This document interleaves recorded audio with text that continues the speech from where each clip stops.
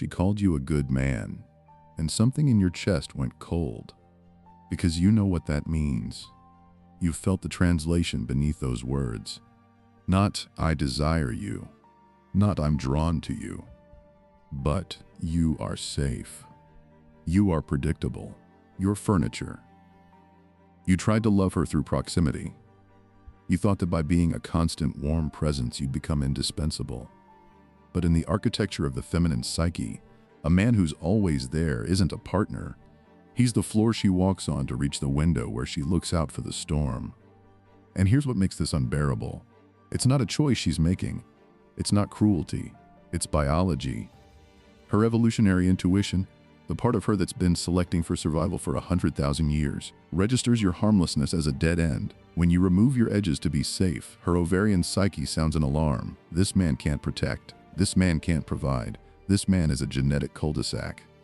She doesn't choose to feel repulsed by your availability. Her body chooses for her. This isn't a modern problem, it's ancient. For thousands of years, women didn't just want a provider. They wanted a warrior priest, a man who could navigate the darkness so they didn't have to. A man who knew the underworld, who had faced his own demons, who could protect the village not just from wolves, but from the chaos of the unknown. The good man is a recent social invention, a product of domesticated modernity. But the shadow law is older than civilization. It's written in the marrow of her bones. And no amount of sensitivity training can override 100,000 years of evolutionary pressure. Your ancestors knew this. They understood that a man's value wasn't measured by his compliance, but by his capacity to hold the line between order and chaos.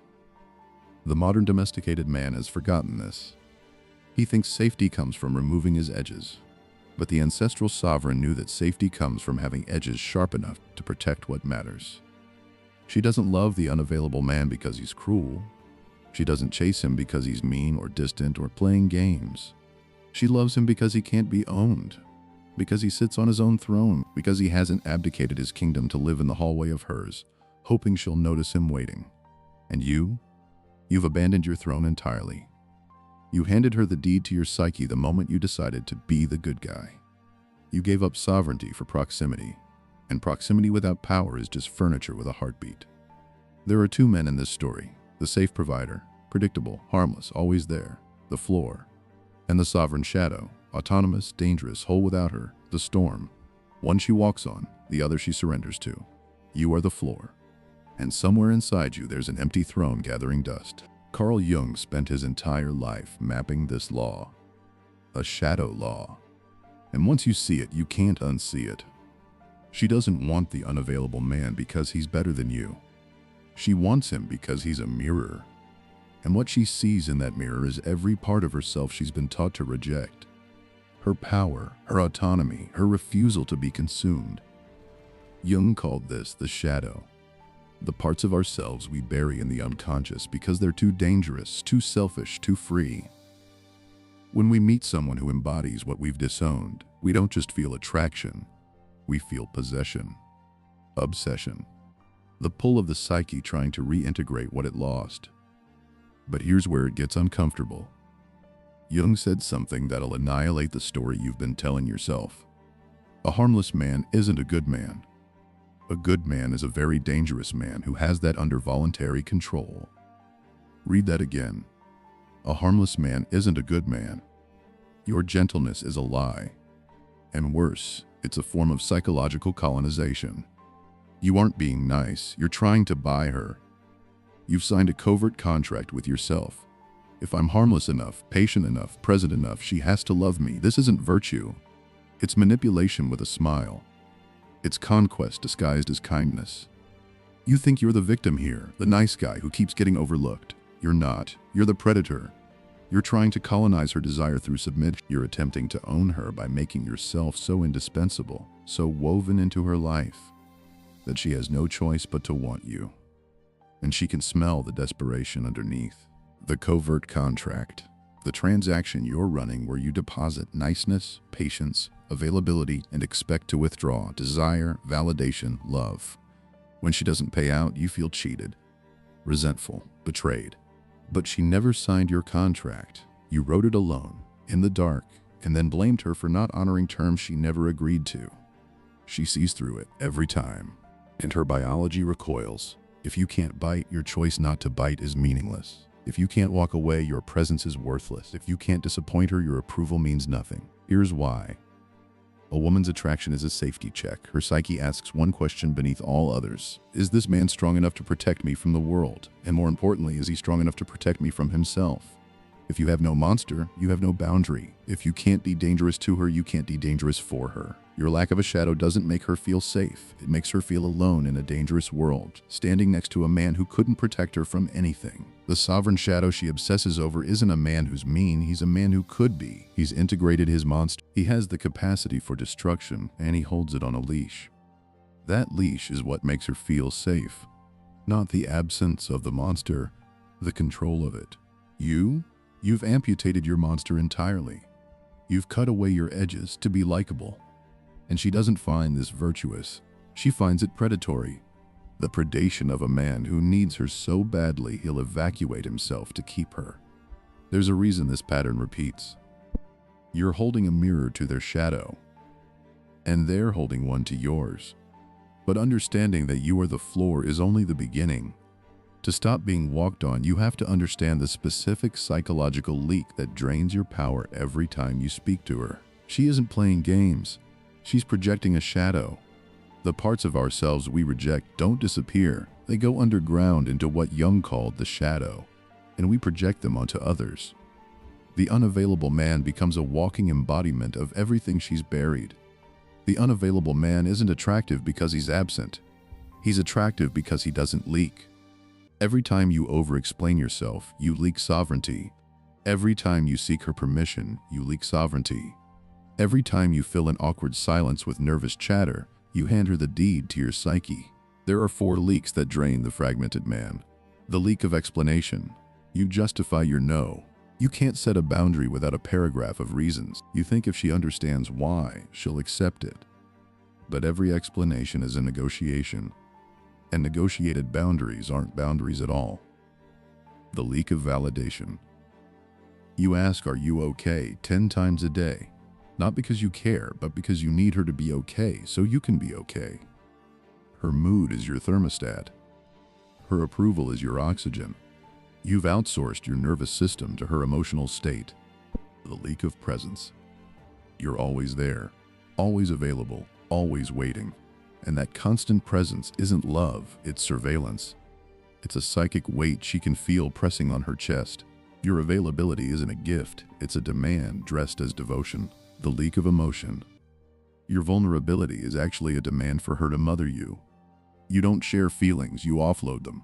You don't open up, you collapse into her, and she can feel the difference between a man who's processing his shadow and a man who's asking her to carry it for him. Each leak is a crack in your sovereignty, and through those cracks she watches your power drain onto the floor. The man she can't own keeps his internal world private. He doesn't justify his decisions, he doesn't apologize for his existence. He doesn't pour his needs all over her like an emotional flood. He's a blank canvas. And because he doesn't leak, her psyche is forced to project onto men. When she obsesses over the man she can't own, she's not seeing him. She's seeing her own disowned sovereignty, her own untamed autonomy, her own refusal to be consumed by another person's need. He becomes a screen. And on that screen, her psyche projects the movie of her shadow self, the one who doesn't collapse into codependence, who doesn't lose herself in relationships, who doesn't abandon her power for the comfort of being claimed. But the moment he becomes available, the moment he leaks, the moment he fills the silence with his needs, the projection collapses. The screen goes dark, and she's left staring at an ordinary man and the unbearable truth that what she was chasing was never him at all. It was her. But what happens when the projection finally collapses? What happens when the unavailable man finally says yes? Most men think this is the goal. Jung knew it was the beginning of a psychological disaster. We'll get to the annihilation phase in section 3, and why getting what you want might be the worst thing that ever happened to your relationship. Now here's what you need to face. You're doing the same thing to her. If she only wants you when you're unavailable, there's a mirror here too. You've made her the keeper of your worth. You've collapsed your sense of self into whether or not she desires you. You've disowned your autonomy so completely that you need her obsession to feel real. Jung called this the golden shadow. It's not just the dark parts of yourself you project, it's also your power, your potential, your sovereignty. When you put her on a pedestal, you're not elevating her. You're evacuating yourself. You project your own crown onto her head and then kneel before her like a peasant begging for validation from a goddess. But she's not a goddess, she's a screen, and on that screen you've projected your own disowned magnificence. Integration isn't just about reclaiming your darkness, it's about taking your crown back, about reclaiming the sovereignty you surrendered the moment you decided her desire was more important than your wholeness. Attraction isn't about two people seeing each other clearly. It's about two shadows recognizing each other in the dark. The reframe. This isn't a game. Becoming unavailable to trigger her is just shadow work in reverse, performing distance instead of embodying wholeness. The real work. Reclaim what you projected onto her. When you stop being a screen for her projections and start being a mirror for her potential, the codependent dance collapses. What remains is either real connection or nothing. We're leaving the surface of the ego now. We're entering the basement where the lights don't work. Here's what's really happening when she only loves the man she can't own. She's not afraid of intimacy. She's afraid of annihilation. Her psyche has developed an allergy to availability, not because available men are weak, but because available men become emotional vacuums. They're trying to own her to validate themselves. And her shadow feels this predation instantly. It's not love he's offering, it's consumption. He needs her desires so badly that being around him feels like suffocating. The unavailable man gives her the oxygen of autonomy, room to breathe, space to exist without being consumed. That's why she craves him, not because he's cruel, but because he's the only one whose love doesn't feel like annihilation. But here's what happens when the harmless man finally wins, when she gives in, when she lets him claim her. Psychic claustrophobia. She realizes she's now responsible for two souls, hers and his. His entire emotional world has collapsed into her. She's become the keeper of his validation, the manager of his moods, the life support system for a man who can't breathe on his own. This is the annihilation she feared, not the loss of self to a powerful man, but the suffocation of being swallowed by a weak one. His neediness becomes a black hole. His love becomes a weight she has to carry, and every day, she feels herself disappearing under the burden of keeping him whole. That's why she runs, not because she's broken, but because her psyche is trying to survive. But here's what it really comes down to. The number 4.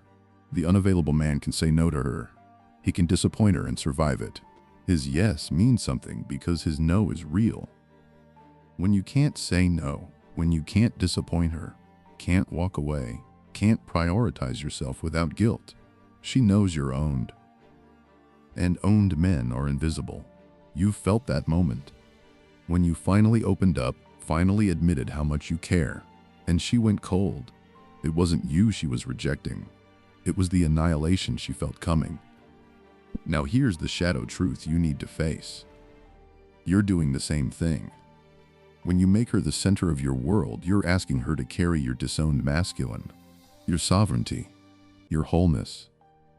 You've projected your power onto her, and then you resent her for not giving it back. Here's the metaphor Jung would use. Your psyche is a theater. On stage, there's a performance, the version of yourself you've been taught is acceptable. But in the basement, there's a locked room. Inside, your selfishness, your cruelty, your capacity to walk away without guilt. That room is your shadow. And here's what most people don't understand. The shadow doesn't stay locked away quietly. It leaks into your body. That tension in your jaw, that's the no you've been swallowing for years. That knot between your shoulder blades, that's the rage you've been told is unacceptable.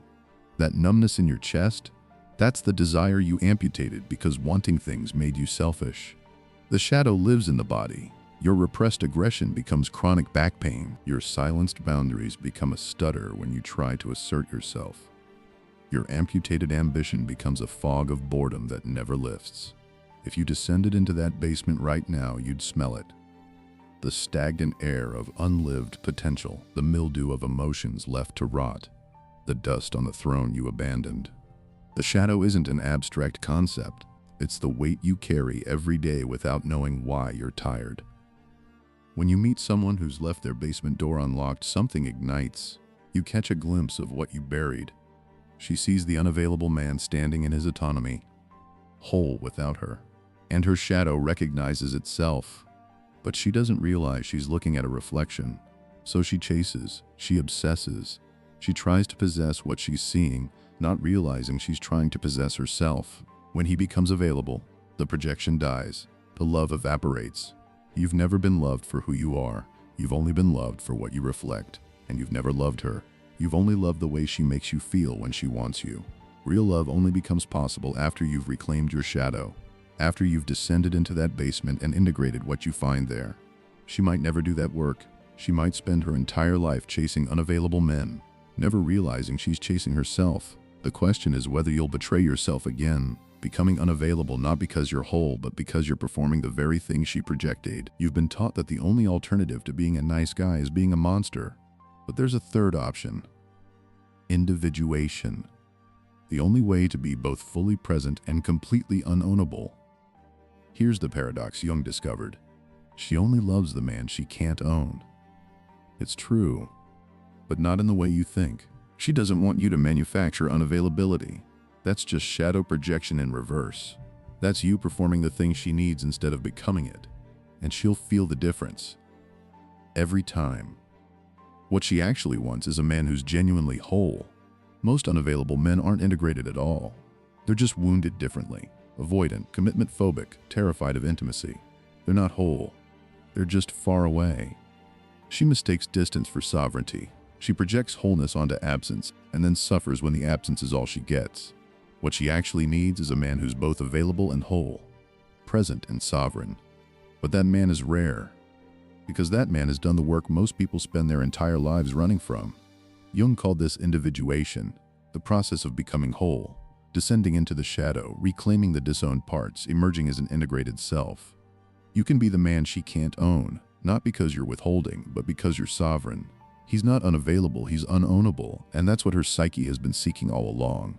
Think of Odysseus. He loved Penelope. He spent 20 years trying to return to her, but he was never owned by her. Why? Because he had a mission of the soul that transcended any single relationship. Odysseus wasn't distant. He wasn't playing games. He wasn't unavailable in the modern sense.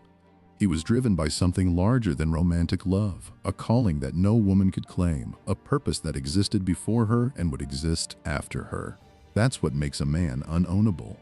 Not cruelty, not emotional avoidance, but having a throne of your own, a kingdom that doesn't depend on her presence to exist. The modern nice guy has no mission. His entire purpose becomes her. He orbits her like a moon with no planet of its own, and she can feel the weightlessness of a man with no center of gravity. The unownable man isn't a jerk. He's a man with somewhere to go, something to build, a shadow he's already faced. His love is an invitation, not a demand. His presence is a gift, not a negotiation. When you become unownable, not through distance, but through integration, she can't project onto you anymore. You're not a screen, you're a mirror. And in that mirror, she sees not her shadow, but her potential. Before you go into your basement to find your monster, there's one fatal mistake 99% of men make. If you do this work for the wrong reason, you aren't integrating your shadow. You're just repackaging your desperation, and she will smell it. I'll explain the covert integration trap in the final section, and how to avoid it so you don't end up back where you started. But here's the final piece of the paradox. You can't do this for her. You can't individuate to win her. You can't integrate your shadow as a strategy to become more attractive, because if you do, you're still colonized by her. You're still making her the keeper of your worth. You're still performing wholeness instead of embodying it. The covert contract remains intact. You've just repackaged the desperation. The work has to be for you. The descent has to be yours. The integration has to be because you refuse to live as a fragmented man anymore, not because you think it'll make her stay. And if you do that work, she might stay, or she might run, because seeing a truly integrated man is viscerally terrifying. It means the screen goes dark and she's left staring at her own unfinished work. The question isn't how do I make her love me? The question is, am I willing to become whole even if it means she walks away? If she can't love that, then what she wanted was never you. It was her shadow. You deserve to be seen. But first, you have to become visible. And visibility requires the integration of your monster. The mirror has been shattered. You're standing in the debris of the man you used to be. You do the work Jung mapped out. You individuate. Not for her, for you. Integration means reclaiming the parts of yourself you abandoned the moment you thought love required your disappearance, your autonomy, your purpose, your power to prioritize yourself without guilt. When you genuinely reclaim your shadow, you become unownable. Not because you're distant, but because you're whole. And here's what life looks like after integration. You handle conflict differently.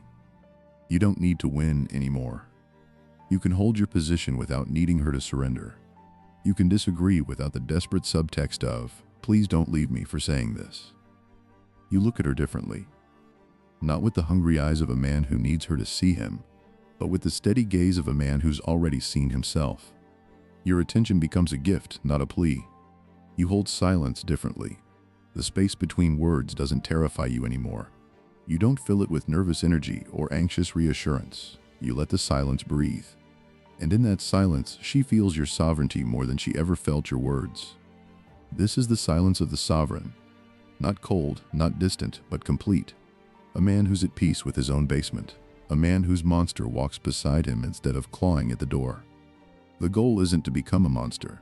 The goal is to integrate the monster so that what remains is peace. The peace of a man who has nothing left to prove because he's already faced the worst of himself and survived. If it terrifies her, if she runs toward the next unavailable man, you let her go. She's still chasing her shadow, and you're no longer available for that dynamic. This isn't a self-help pep talk. This is a warning, because there's a trap waiting for you. The trap of the shadow larper. The shadow larper reads about the dangerous man and decides to perform it. He learns to hold eye contact a beat too long. He practices saying no in the mirror. He manufactures distance because he read somewhere that scarcity creates desire. But he hasn't descended into the basement. He's just wearing a costume of sovereignty, and she will feel the difference. This is the uncanny valley of integration. A man who performs the shadow without integrating it creates a sense of wrongness that's even more repulsive than being a nice guy. It feels like a predator wearing a human mask, like something pretending to be dangerous but hollow underneath. She doesn't just lose attraction, she feels unsafe. Because the shadow larper is still running the covert contract, he's just repackaged it in darker clothing. He's still trying to buy her desire. The currency has changed from niceness to darkness, but the desperation remains the same. You can't fake integration.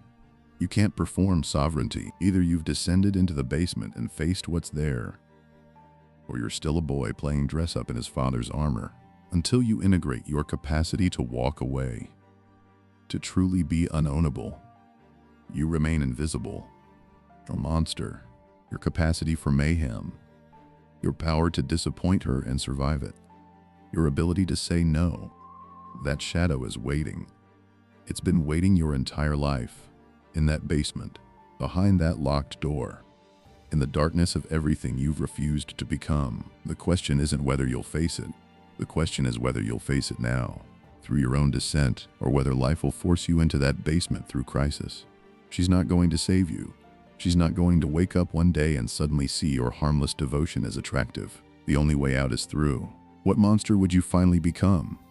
That's the question Jung leaves you with. Not how do I make her stay, but what have I been too afraid to reclaim? Your shadow is waiting. The question is whether you have the courage to unlock that door.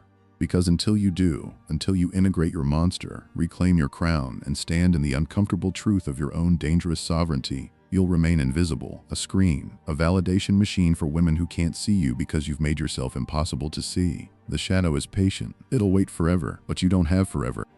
And neither does the man you were meant to become. The door is unlocked. Walk through it.